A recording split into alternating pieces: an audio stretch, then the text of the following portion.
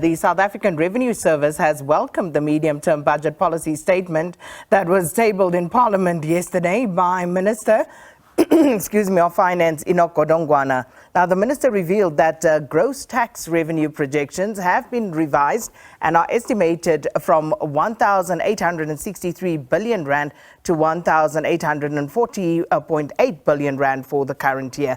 Also, as of September this year, the South African Revenue Services says that it has collected a gross revenue of 1,070.4 billion rand, yielding a net revenue of 846.2 billion and 224.3 billion rand in refund payments. So to talk to us more about the significance of the medium-term budget policy statement and the implications on tax revenue, we're joined virtually now by Edward Kieswetter, who's the South African Revenue Service Commissioner.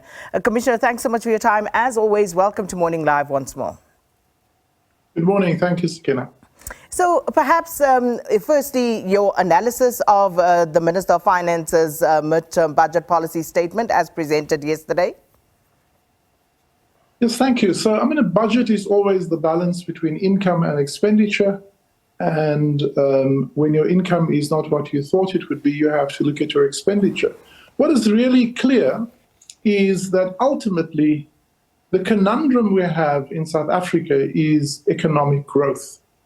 And as long as our growth is weak, as had been indicated again by the minister, we will struggle with everything else. We won't create productive capacity, we won't create jobs, our tax base won't grow, and consequently our revenue is affected.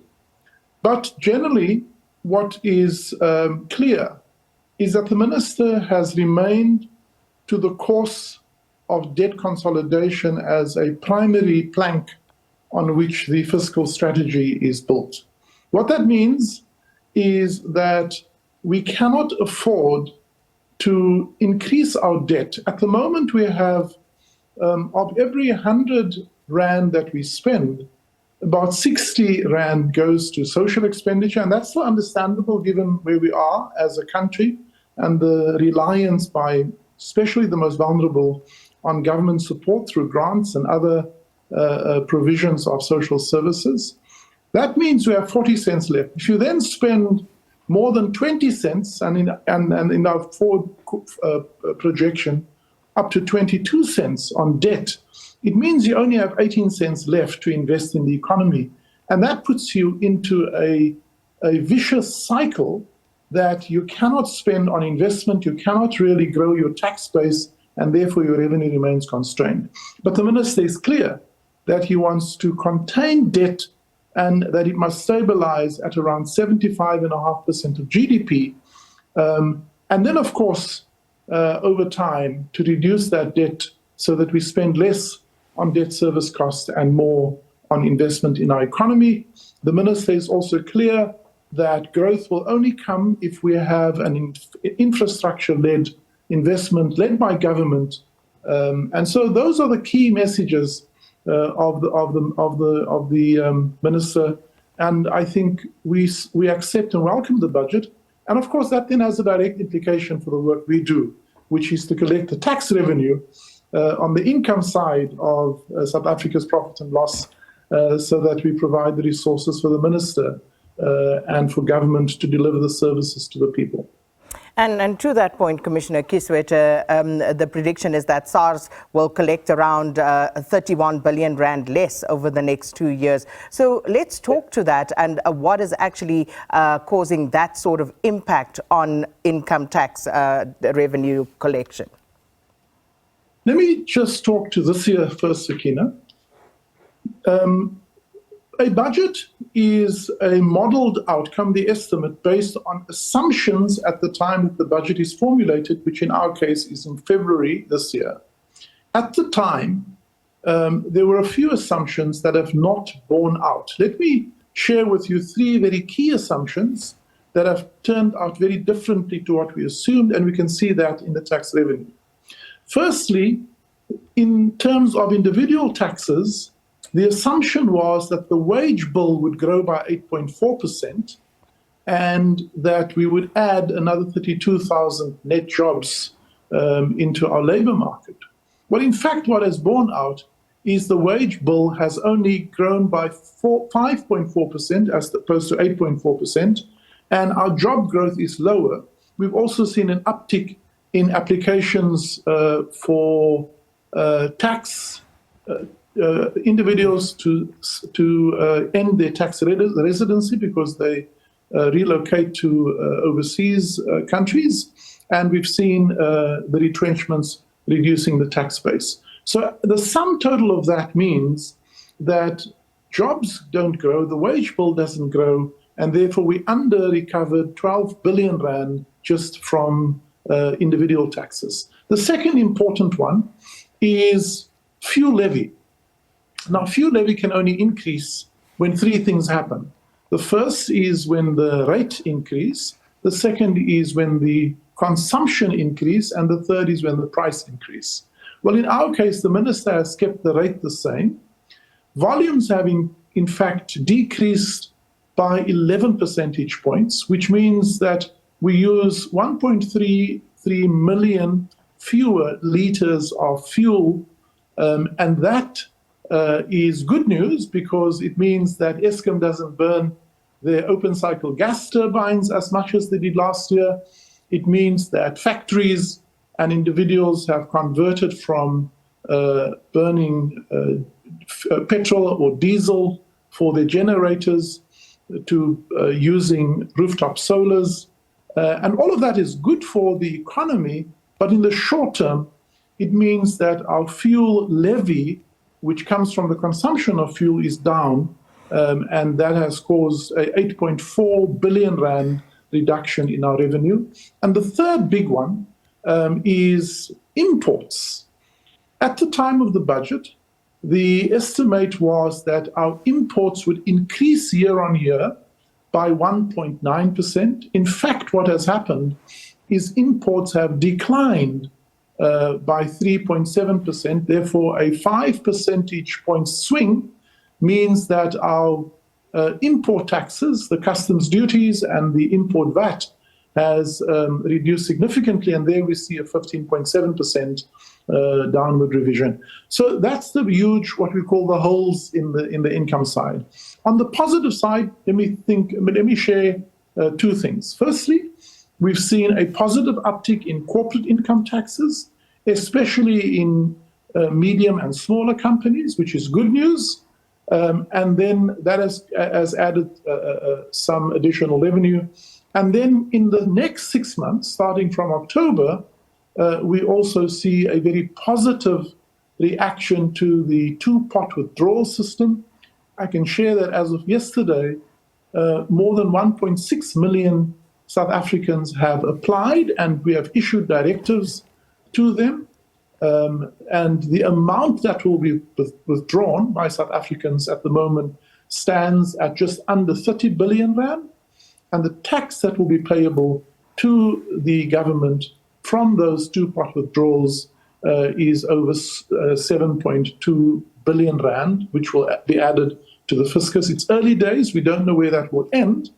But certainly from the additional corporate taxes plus the additional tax from the two-pot withdrawal, we will have some revenue. But at the moment, the estimate is it will not be enough to replace that which has been lost, hence the downward revision of 22 billion by the minister. And, you know, I'm glad you mentioned the two-pot system because, you know, there have been many questions, Commissioner Kieswetter, about, you know, just how much that will boost your efforts in making sure that you attain targets as SARS. But you've also said that in pursuing the attainment of that tax revenue estimate that you've been set, that SARS will be unrelenting in its drive to engender voluntary compliance. So let's talk to compliance and what the picture is at the moment and how you're hoping to achieve more of this voluntary compliance. So maybe for the listeners' benefit, what we mean by voluntary compliance is that we believe most people are honest and want to get this thing called tax out of the way. So we do three things. The first is we make people aware of the obligations, we explain it, we do educational webinars, we provide clarity and certainty statements as the first pillar of voluntary compliance. The second pillar of voluntary compliance is we work hard using data science and artificial intelligence to make the fulfillment of those obligations easier. This year, for example, for 5 million taxpayers, they did not have to do anything.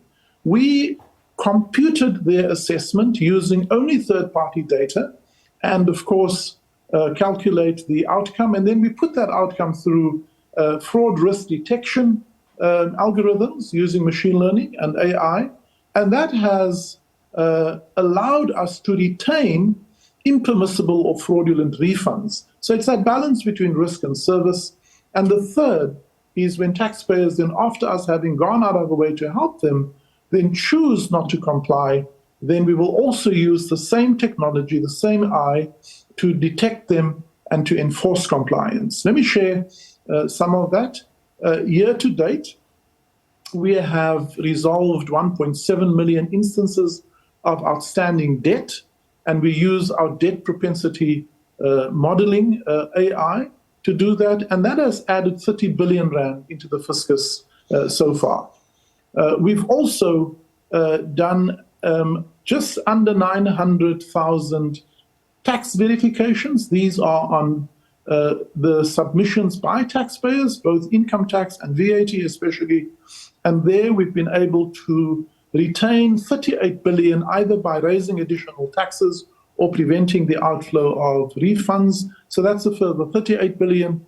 And then just under 26 billion rand have come from conducting almost 150,000 customs and tax audits and 7 billion from doing syndicated crime. So when we say we will step up our efforts, it is part of that work to ensure that the money that does not flow into SARS by taxpayers who pay that over of their own volition, we will have to recover through our compliance and enforcement actions.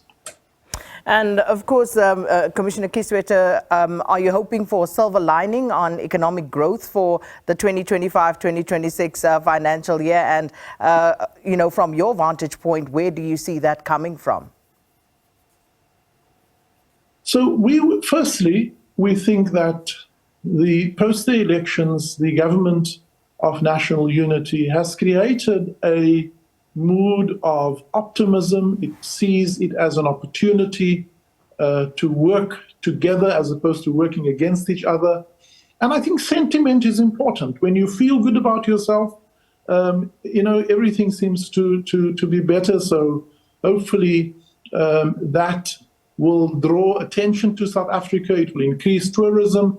It will increase investor confidence to bring not only money, but also fixed capital into South Africa.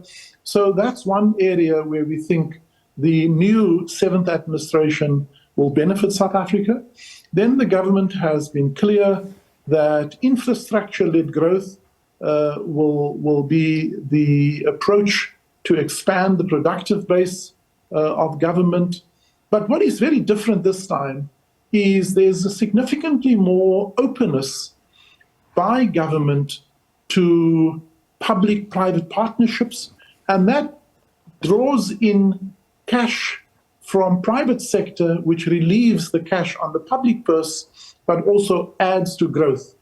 And then, of course, we think that the 29 billion, at least to date, that will go back into the economy through the two-pot withdrawal system will also have some bubbling effect in consumption. And all of that augurs well, but the minister in the forward-looking has been cautious, has not banked all of that optimism.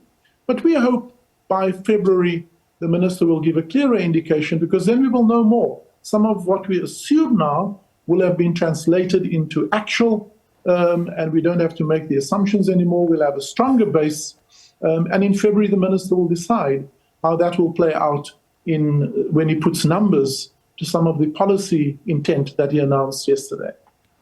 Well, Commissioner Kieswetter, always a pleasure speaking to you. Thank you so much for your time. Edward Kieswetter is the South African Revenue Service Commissioner, just giving us clarity, talking to us about the importance of the midterm budget policy statement and specifically its implications on tax revenue and its collections.